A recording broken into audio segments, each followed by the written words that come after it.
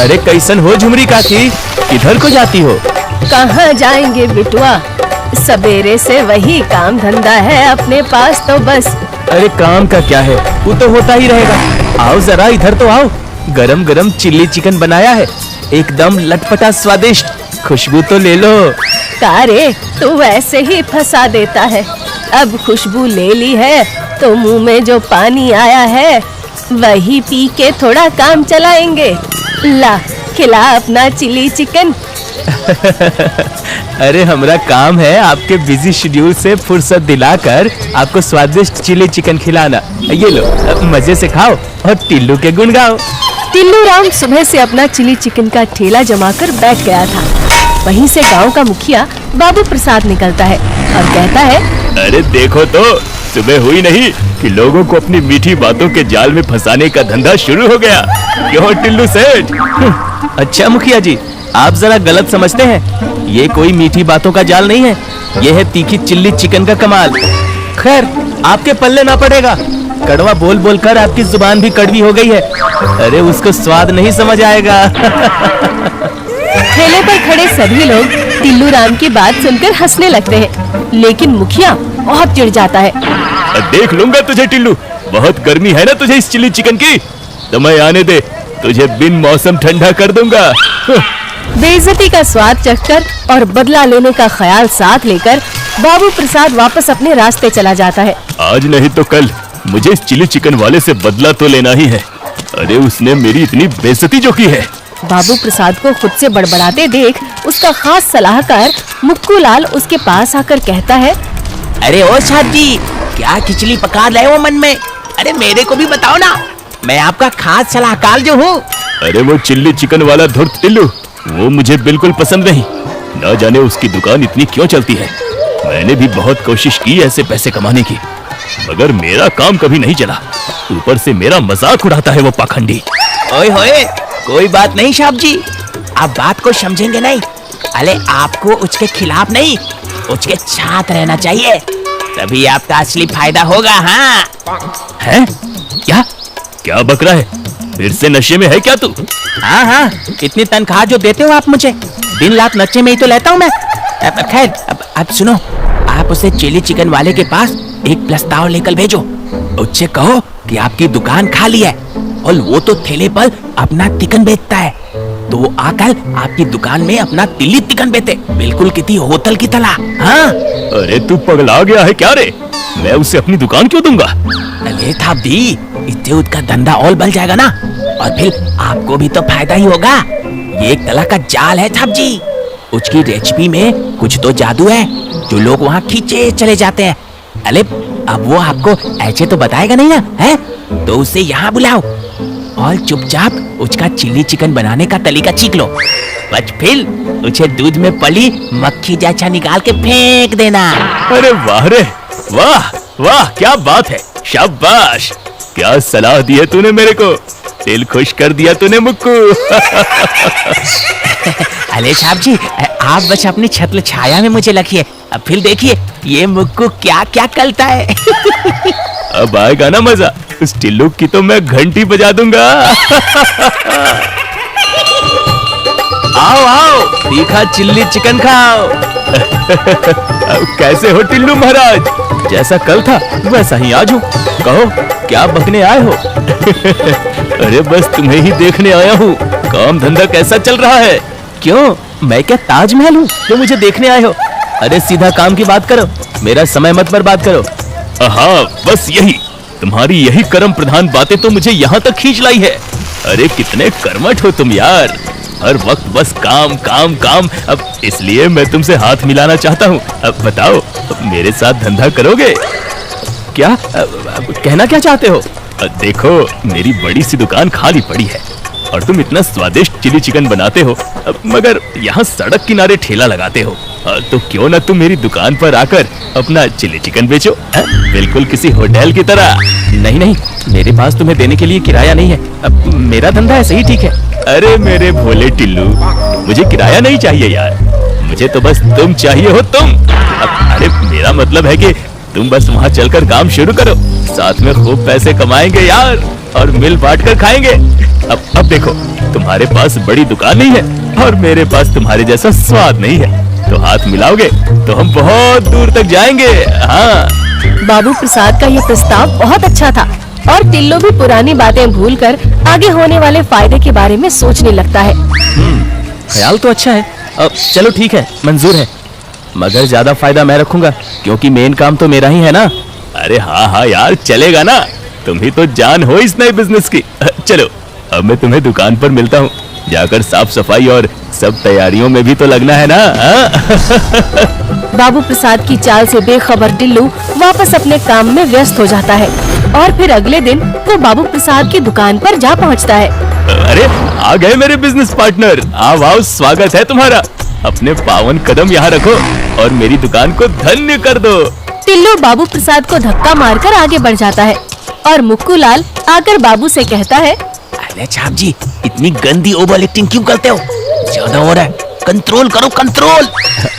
ठीक है। प्लान के हिसाब से काम शुरू हो जाता है। बाबू प्रसाद टिल्लू पर पूरी नजर रख रहा था और उसकी चिली चिकन की रेसिपी बनाना सीखता जा रहा था। ले मुक्कू, खाकर बता तो कैसा बना है।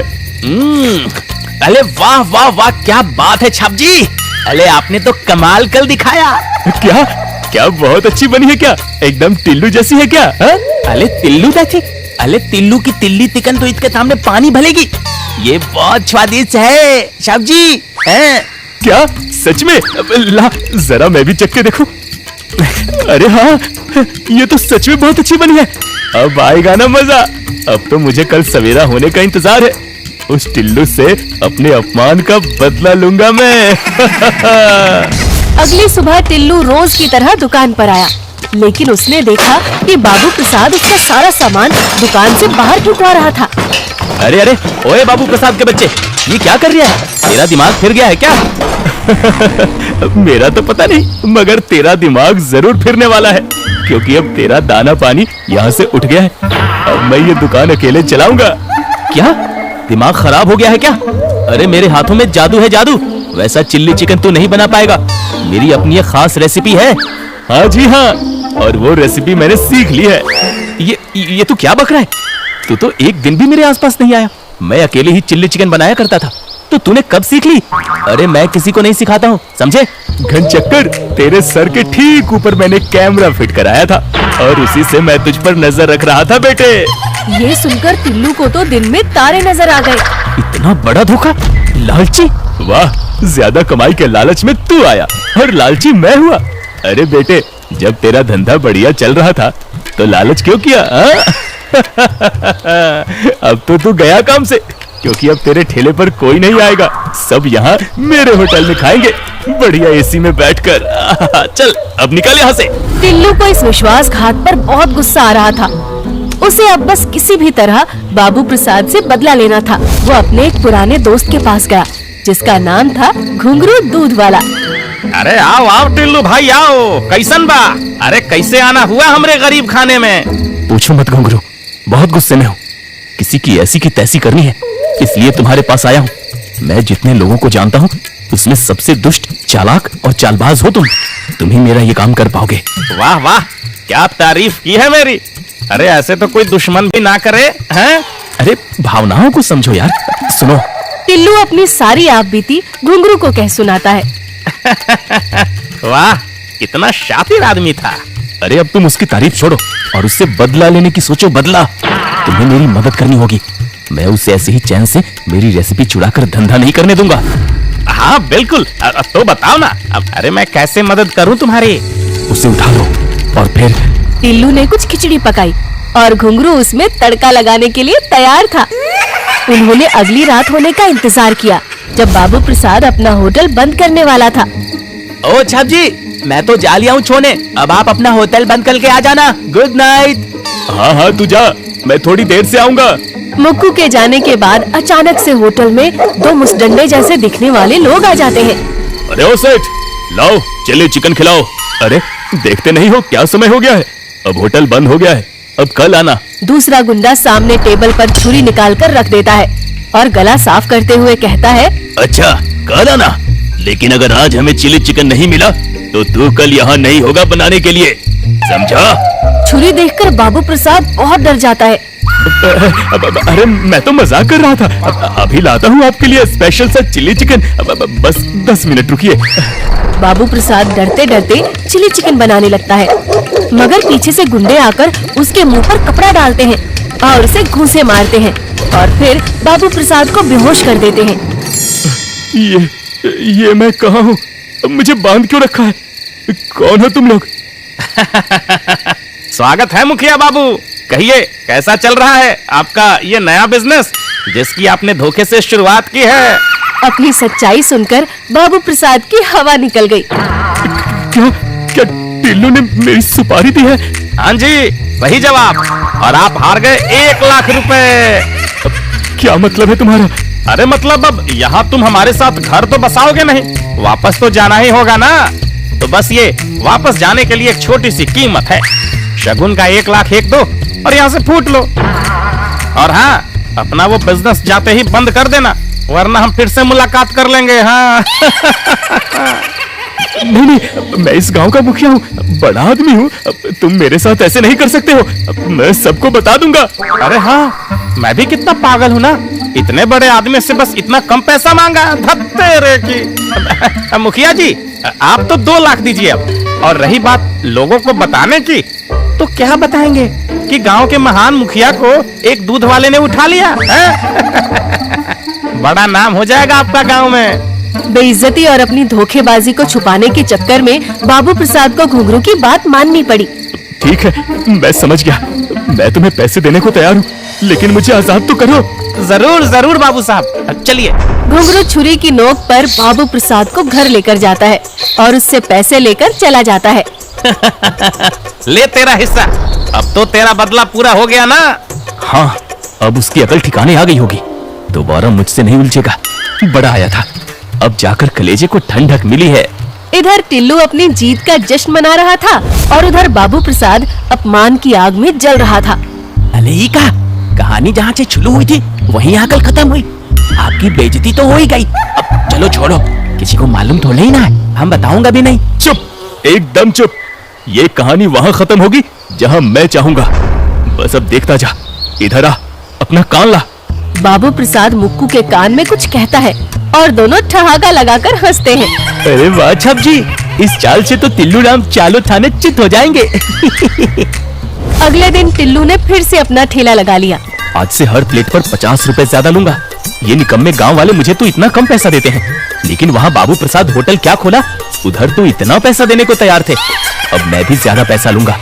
वैसे भी होटल की कहानी तो अब खत्म ही है।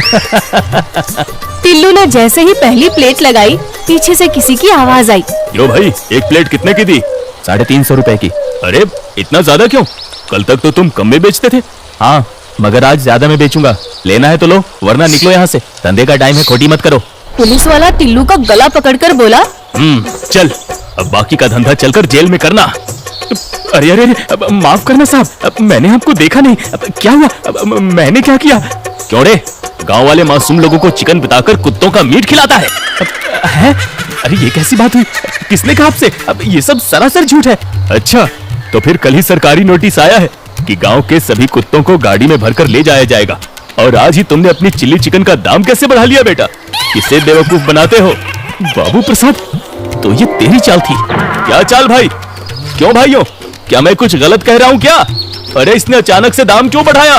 पूछो इससे। हाँ हाँ सही बात है, और ये कुछ दिनों से गायब भी था। बाप रे बाप, ना जाने क्या खिला रहा था इतने दिनों से ये। अरे ले जाओ भैया, ले जाओ इसे। अरे इससे तो हमें बहुत खतरा है, कल को तो हमें ये बिल्ली कौवा भी खिला देगा चिकन बताकर। चल जल्दी चल। अरे नहीं नहीं, ये सब झूठ है, मैंने कुछ नहीं किया। साहब आप लो, आप खुद चेक कर देखो, ये चिकन ही है। अरे हट, मैं नहीं खाता। तेरी इतनी मजाल मुझे भी खिला रहा है, तुझे तो 3rd डिग्री दूंगा मैं। पुलिस वाला टिल्लू को घसीट कर ले जाता है और टिल्लू पछताता रह जाता है। बाप रे, लालच ने तो मेरी नैया डुबा दी। इससे अच्छा तो मैं पहले जैसा काम करता था वही भला था। लालच ना करियो बाबा, कभी लालच ना करियो।